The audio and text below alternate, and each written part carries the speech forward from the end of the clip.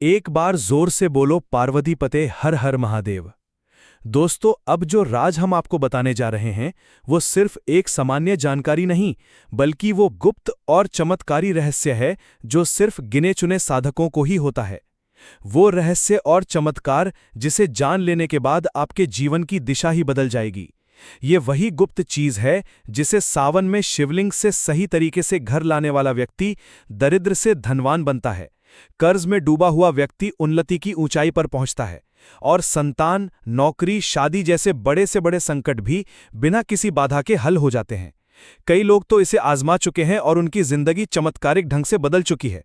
अब ये मौका आपके पास है, बस जरा धैर्य रखिए, आंखें और कान खोलकर सुनिए, क्योंकि आगे हम आपको बताने जा रहे हैं वो 5 गुप्त रहस्य जो अगर आपने सावन सोमवार को शिवलिंग से लेकर अपने घर में सही स्थान पर रख दिए तो आपका भाग्य खुद आपको बुलाने लगेगा। हर हर महादेव, ओम नमः शिवाय।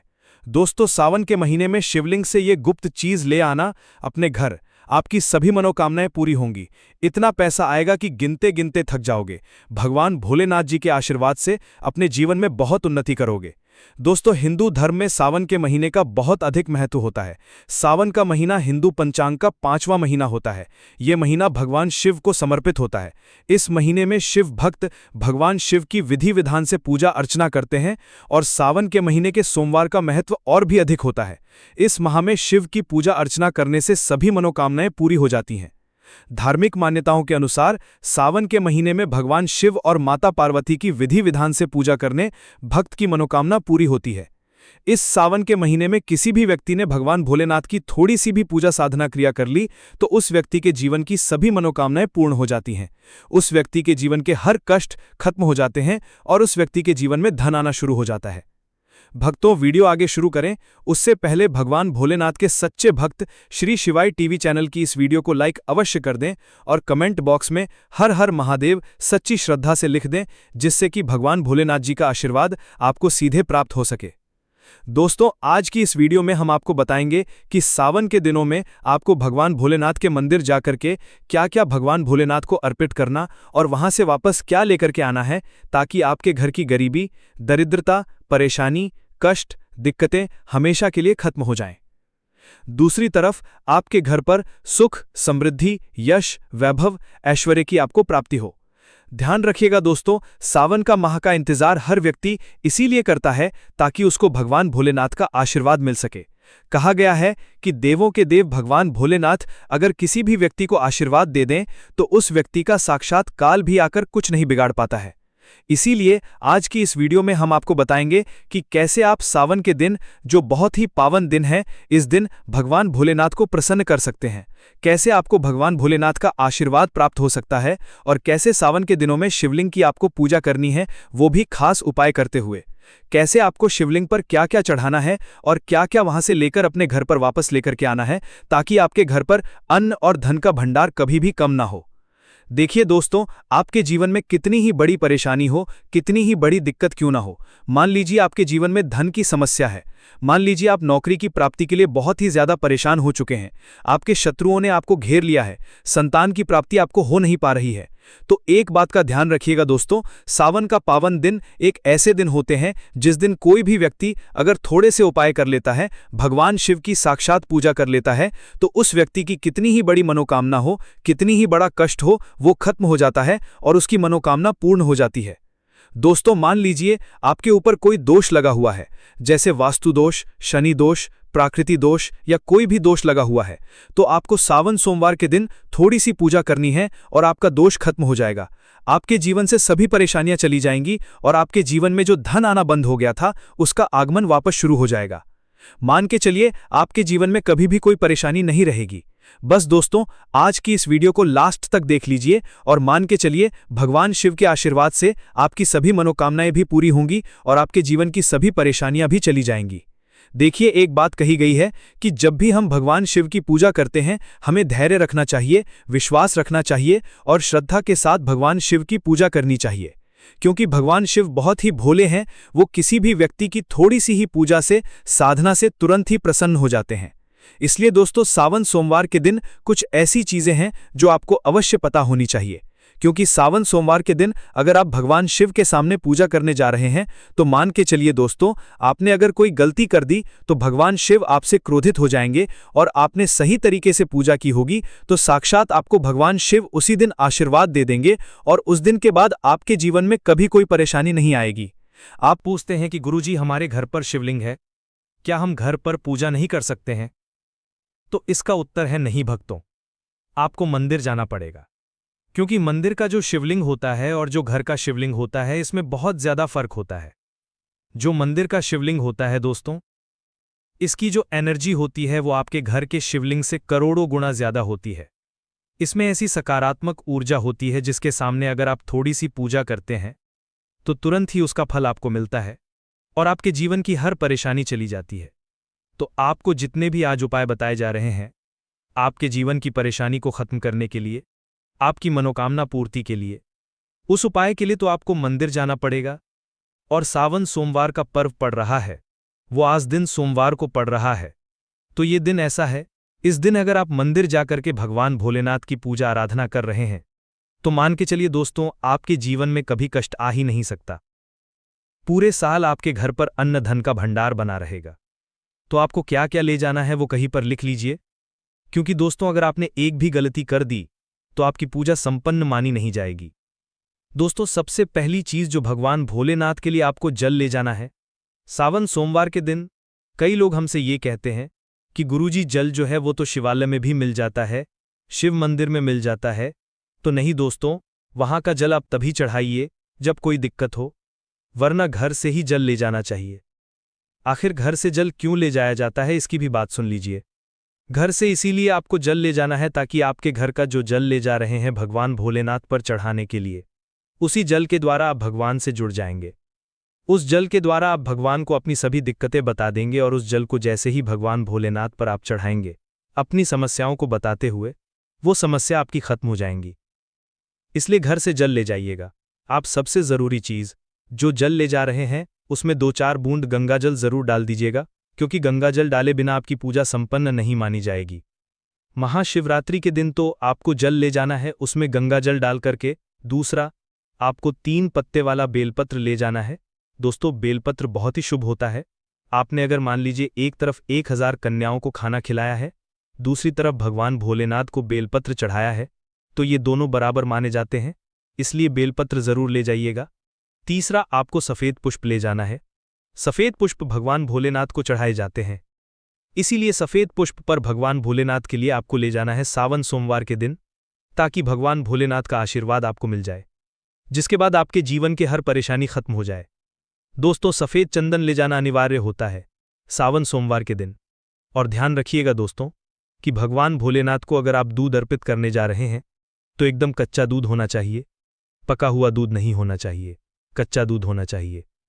अब आपको और क्या क्या ले जाना है, देखिए, अगर आप चाहते हैं कि आपकी हर मनोकामना पूरी हो तो एक डिब्बा लीजिए, उसमें काली मिर्च भरकर ले जाइए। देखिए बहुत ध्यान से सुनिए जितनी आपको बातें बता रहे हैं। एक डिब्बे में काली मिर्च भर के एक लाल कपड़ा लीजिए, उसमें लौंग कपूर, इसको मौली धागे से बांध करके आपको अपनी जेब में रख के ले जाना है। सिर्फ इतनी चीज आपको ले जानी है आज के दिन को। अब आपको पूजा कैसे करनी है, चलिए आपको बताते हैं। बहुत ध्यान से लास्ट तक देखिएगा, और जितनी भी चीज आपको बताई जा रही हैं, इन चीजों को आपको ले जाना है और शिवालय से वापस लेकर आना है अपने घर पर, ताकि आपको धन की प्राप्ति हो सके, आपकी कोई भी मनोकामना हो वो पूर्ण हो जाए। भक्तों आप पहले जाएंगे मंदिर। सबसे पहले आपको इस बात का ध्यान रखना है, मंदिर जाने से पहले ही काले या नीले कपड़े का धारण करके मंदिर न जाएं, वरना भगवान भोलेनाथ का आपको क्रोधित रूप देखना पड़ सकता है। सबसे पहले आपको ये करना है कि पतली धार बनाते हुए जल भगवान भोलेनाथ को अर्पित कर देना है। बहुत ध्यान से सुनिएगा भक्तों, पतली धार बनाते हुए भगवान भोलेनाथ को जल आपको अर्पित कर देना है। अब आपको ये करना है दोस्तों कि भगवान भोलेनाथ को चंदन लगाना है। चंदन लगाने के बाद भगवान भोलेनाथ पर 3 पत्ते वाला बेलपत्र रखना है। 3 पत्ते वाला बेलपत्र रखने के बाद आपको भगवान भोलेनाथ पर सफ़ेद पुष्प अर्पित कर देना है। सिर्फ इतना आपको करना है। दूध अगर आप चढ़ाना चाहते हैं तो दूध भी आप चढ़ा सकते हैं, इतना बस आपको करना है। इतना करने के बाद आपको वहां पर खड़े होकर 108 बार, बहुत ध्यान से सुनिएगा, 108 बार आपको ओम नमः शिवाय का जाप करना है। या तो आप 108 बार कर लीजिए या 108 बार कर लीजिए, ये 3 ऐसी चीज़ है जो आपको करनी है, इतना करना है। अब आपको क्या करना है, एक डिब्बा वो काली मिर्च का आप ले गए हैं, उस काली मिर्च के डिब्बे को आपको शिवालय के जो गिरता हुआ शिवधारा है, जो शिवलिंग से वहां पर पानी गिर रहा है, उसी शिवहरी के पानी से आपको छू आना है और अपनी जेब में वापस रख लेना है। ये जो लाल पोटली आप ले गए हैं बांध करके लॉन की, इसको भी छू आना है, वापस रख लेना है। अब आपको क्या करना है, जिस लोटे में पानी ले गए थे या जिस लोटे में भी आप दूध ले गए थे, उसमें आपको क्या करना है, आपको जो भगवान भोलेनाथ का पानी वहां पर गिर रहा है, भक्तों ध्यान रखिएगा, शिवलिंग की जो पानी नीचे गिर रहा है, उसी पानी का थोड़ा सा पानी अपने लोटे में ले लेना है। ध्यान रखिएगा, जो आपने लोटे में पर पानी चढ़ा रहे हैं तो इस बात की आप चिंता ना करें, क्योंकि भगवान भोलेनाथ के शिवलिंग पर जब भी पानी चढ़ाया जाता है वह अमृत बन जाता है। कहा जाता है कई देवी देवता शिवलिंग के पास अदृश्य रूप में खड़े होते हैं ताकि शिवलिंग से गिर रहा पानी वह धारण कर सकें। इतना पवित्र होता है शिवलिंग से गिरता हुआ पानी। तो शिवलिंग से गिरता हुआ पानी को आपको अपने लोटे में ले लेना है, सिर्फ थोड़ी सी बूंदें ले लेनी है। अब आपको क्या करना है, आपको घर वापस आना है जो आपने लोटे में पानी लिया है। भक्तों, इसको घर पर आते ही घर के लोग जो हैं आपके, उनके ऊपर थोड़ा थोड़ा पानी छिड़क देना है। घर के हर कोने में पानी छिड़क देना है, घर के मुख्य द्वार पर पानी छिड़क देना। सिर्फ इतना आपको करना है, इतना आपने कर दिया। अब मान लीजिए पूरे साल आपके घर पर नकारात्मक शक्तियां नहीं आ पाएंगी। आपके घर पर कोई काला जादू काली विद्या करवाने की कोशिश करेगा तो वह आपके घर पर नहीं कर पाएंगे। इससे आपके घर से नकारात्मक शक्तियां चली जाएंगी और सकारात्मक ऊर्जा आ जाएगी। ये जो आप काली मिर्च का भगवान भोलेनाथ जी के शिवलिंग से छुआ कर लाए हैं, इसको पूजा घर में रखें। ये जो काली मिर्च का डब्बा है आपके पास, इसे कभी भी आप किसी शुभ कार्य के लिए निकलें, जैसे मान लीजिए आप बिजनेस मीटिंग के लिए जा रहे हैं, नौकरी की प्राप्ति के लिए जा रहे हैं, काली मिर्च घर के मुख्य द्वार से पहले रख के उसको कुचलते हुए निकालिए। मान के चलिए आपके काम में जो भी बाधा आने वाली होंगी, वह बाधाएं भगवान भोलेनाथ के आशीर्वाद से अपने आप है हट जाएंगी और आप जिस कार्य के लिए भी जाएंगे उस कार्य में आपको सफलता मिलेगी। दोस्तों, भगवान भोलेनाथ का यहाँ पर आपको साक्षात आशीर्वाद मिलेगा सावन सोमवार के दिन, और आपके जीवन से हर परेशानी चली जाएगी। सावन सोमवार की रात आप अपनी सभी प्रकार की बुरी अनिष्ट शक्तियों से छुटकारा पा सकते हैं। जो लोग भोलेनाथ माता पार्वती की पूजा करना चाहते हैं, वह इस दिन अपने घर पर पारद का शिवलिंग रख लीजिए। अभिमंत्रित होना चाहिए, जो भी शिवलिंग आप रखें अच्छे से उनको मंत्रों द्वारा भी अभिमंत्रित करके रखें। स्फटिक हो, नर्मदेश्वर शिवलिंग हो, कोई भी रखिए, अच्छे से उनको भोलेनाथ को अपने घर पर ही पूजन कीजिए, एक लोटा जल चढ़ाकर, क्योंकि मंदिरों में बहुत भीड़ भाड़ होती है और सावन सोमवार पर यही भीड़ का नज़ारा बहुत ही खूबसूरत लगता है। कोने कोने में शिव भक्त हैं। अगर आप मंदिर में नहीं जा सके या ठीक से जल नहीं चढ़ा पाए तो घर में ही शांति से आप पूजन करें। गन्ने का रस हुआ, पंचामृत हुआ, इससे आप इस दिन भोलेनाथ का अभिषेक कीजिए। दूध, दही, घी, शहद, शक्कर, पंचामृत बना करके अभिषेक कीजिए।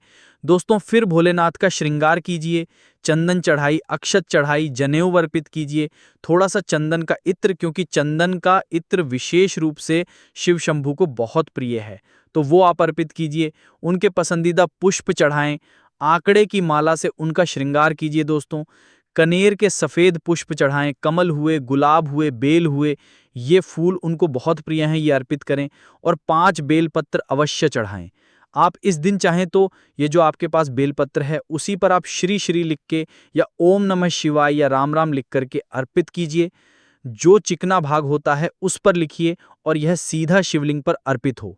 इस प्रकार से आपको बेलपत्र चढ़ाने चाहिए।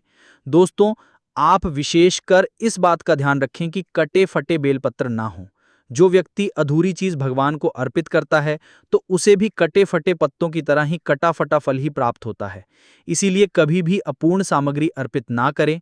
दोस्तों, कहते हैं कि जब भोलेनाथ ने गले में विष धारण किया था तो आदिशक्ति मां के कहने पर देवताओं ने भगवान शिव के सिर पर भांग, धतूरा, बेलपत्र आदि रखा और निरंतर जल अभिषेक किया था, जिसकी वजह से उनके मस्तिष्क का ताप कम हुआ था और उस समय से ही भोलेनाथ को भांग धतूरा चढ़ाया जाता है। और ये बात भोलेनाथ के भक्तों में बहुत कम लोगों को ही पता है कि इसी कारण शिवलिंग पर भांग धतूरा चढ़ाया जाता है। दोस्तों, अगर आपके घर में शिवलिंग है तो आज के दिन आप चाहें तो शिवजी का त्रिशूल हुआ, डमरू हुआ ये भी आप उनको अर्पित कर सकते हैं।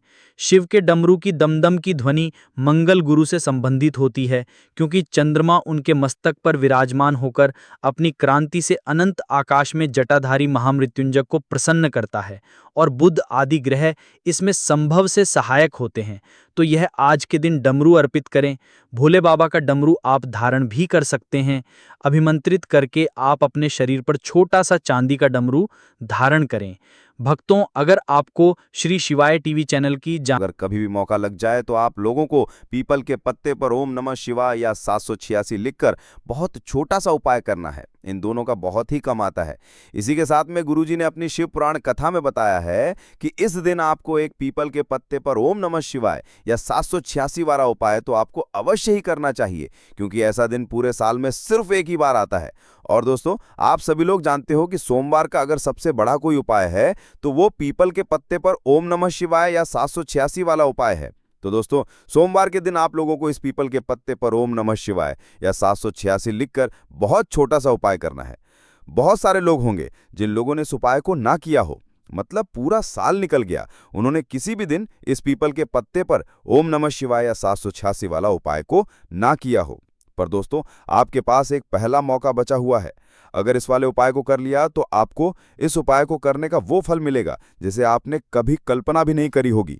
इसीलिए आप लोग इस वाले उपाय को एक बार जरूर कर लेना, ताकि आप लोगों के हाथ से मौका ना जा सके और आपको इस उपाय को करने का फल मिल सके। दोस्तों, ये उपाय पंडित जी ने अपनी अभी की ही श्री शिव महापुराण की कथा में बताया है। जी, इस उपाय को आज हम आपको बहुत अच्छे से समझाने वाले हैं। इस वीडियो को देखने के बाद इस उपाय को समझने के लिए आपको कोई और वीडियो को देखने की जरूरत नहीं पड़ेगी। तो चलिए दोस्तों, उपाय को शुरू करते हैं। देखिए, इस साल के दिन ये इतना खास होता है, इतना महत्वपूर्ण होता है। देखा गया है कभी कभी बड़े बड़े पूजा पाठ अनुष्ठान से जो मनोकामना पूर्ण नहीं होते, एक छोटे से उपाय करने से ही आपकी मनोकामना पूर्ण हो जाती है। और बहुत सारे लोगों ने इस उपाय को किया भी और उनको इस उपाय को करने का फल भी जरूर मिला है। अगर आप लोग भी इस उपाय को करना चाहते हैं तो आप इस उपाय को पहले अच्छे से समझ लेना, सुन लेना, उसके बाद करना। आपको इस उपाय का फल जरूर मिलेगा।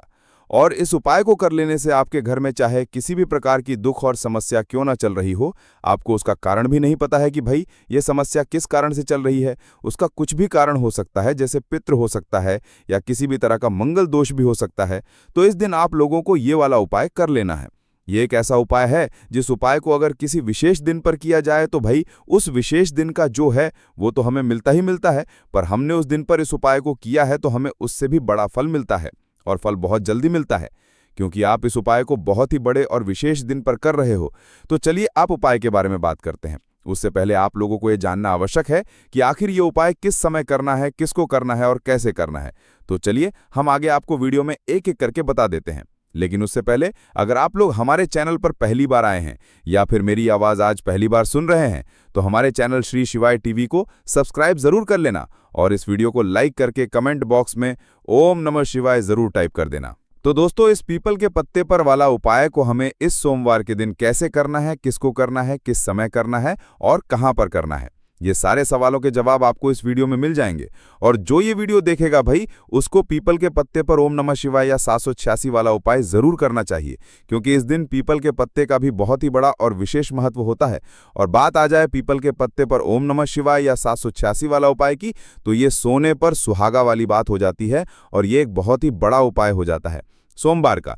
तो अब दोस्तों, इस पीपल के पत्ते पर ओम नमः शिवाय या 786 वाला उपाय को आखिर करना किसको है, सबसे पहले हम लोग वो बात जान लेते हैं।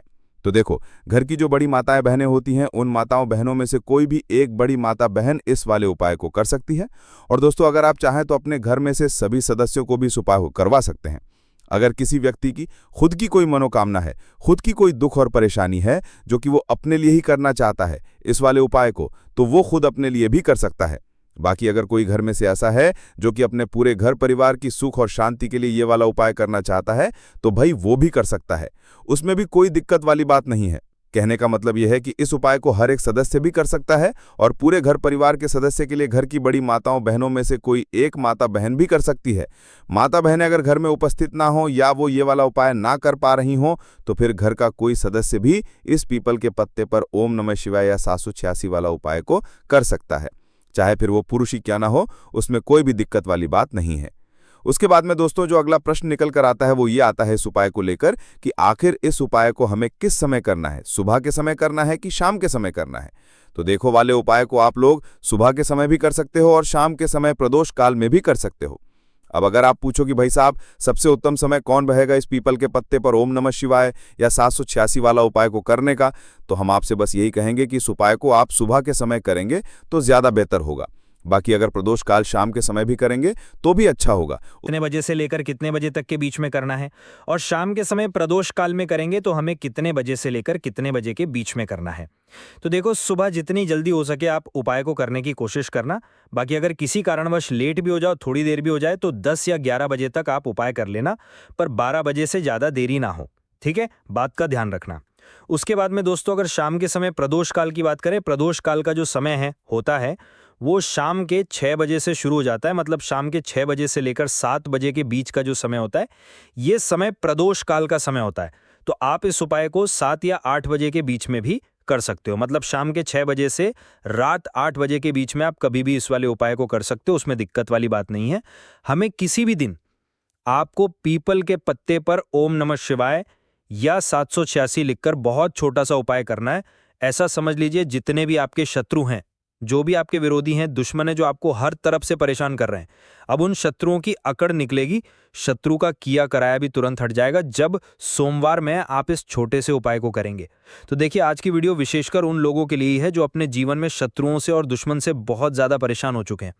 देखिए, जगत जनन जगदम्बा का हम सोमवार में पूजन करते हैं और उनसे जुड़े हुए उपाय करते हैं। साथ ही साथ आपको बता दें कि सोमवार में माता पार्वती, भगवान भोलेनाथ जी का पूजन करने से और उनसे जुड़े हुए कुछ उपाय करने से जीवन के बड़े से बड़े कष्ट भी क्षण भर में दूर हो जाते हैं। तब बहुत कम समय में आपके शत्रु और आपके विरोधी आपके जीवन से दूर हो जाएंगे। आपके दुश्मन लाख कोशिश करने के बाद भी आपका बाल भी बांका नहीं कर पाएंगे, अगर आप सोमवार में इस छोटे से उपाय को कर लेते हैं। अब देखिए, आज का जो समय है ये कलयुग का समय है, और कलयुग के एकमात्र देवता जो अपने भक्तों के जीवन से सारे कष्टों को दूर कर देते हैं, वो स्वयं है माता पार्वती, भगवान भोलेनाथ जी। और माता पार्वती, भगवान भोलेनाथ जी का पूजन अगर आप सोमवार में करते हैं और उनसे जुड़ा हुआ ये छोटा सा उपाय अगर आप सोमवार में किसी भी दिन कर लेते हैं, तो ऐसा समझ लीजिए आपके जो शत्रु हैं, आपके जो विरोधी, आपके जो दुश्मन हैं, ये किसी भी तरह से आपको परेशान करने का प्रयास कर लें, आपका भी बांका नहीं कर पाएंगे। दूसरी चीज़, अगर आपके शत्रु ने आपके ऊपर कोई भी तंत्र मंत्र करवा रखा है, कोई भी जादू टोना, कोई भी ब्लैक मैजिक आपके ऊपर करवा दिया है या करवाने का प्रयास कर रहे हैं, ऐसा समझ लीजिए वो किया कराया आप तक पहुंचेगा ही नहीं। और अगर आप तक पहुंच गया है कोई भी ब्लैक मैजिक, तुरंत हट जाएगा जब आप इस छोटे से उपाय को सोमवार में करेंगे। देखिए, उपाय छोटा है लेकिन बहुत महाचमत्कारी है। मतलब उपाय को करने में ना तो आपका ज़्यादा समय जाएगा, ना ही इसमें आपके ज़्यादा पैसे लगने वाले हैं। और ऐसा समझ लीजिए कि एक बारी अगर आपने इस उपाय को सोमवार में कर लिया तो इसका महाभारत चमत्कार आप खुद देख लेंगे।